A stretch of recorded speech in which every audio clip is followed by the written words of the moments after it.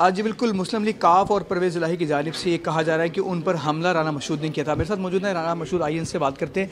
Sir ये बताएं, कल जो असम्बली में हमला हुआ, आपने हमला किया और क्यों उनको ज़ख्मी किया आपने? बिस्मिल्लाहिर्रहमानिर्रहीम। जो दोस्त मुझे जानते हैं, मैं कभी इस तरह की हरकत का सोच भी नहीं सकता, और ख़ास तौर पर किसी सियासी शख्स के ऊपर हमला। मुझे बड़ा अफसोस है कि परवेज़ इलाही साहब ने मेरा नाम लिया, और जिस तरह मैंने अभी प्रेस कॉन्फ्रेंस में कहा था कि इमरान खान साहब ने जो दवाई खाई थी उसे उनको हुर्रे नज़र आती थी, और परवेज़ साहब ने जो दवा खाई थी उसे उनको जिन नज़र आना शुरू हो गए थे।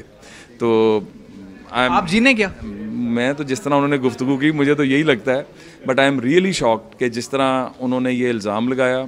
और मुझे परवेज़ इलाही साहब पे फ्रैंकली मैं कुछ कहना नहीं चाहता, क्योंकि मेरे लिए वो आज भी मोहतरम हैं, आज भी बड़े हैं, और हमने कभी इस तरह की हमारी ट्रेनिंग नहीं है। सर क्या आप समझते हैं कि जमहूरियत में एक अच्छी रिवायत है ये, जिस तरह का कल मामला पंजाब असम्बली में देखा गया?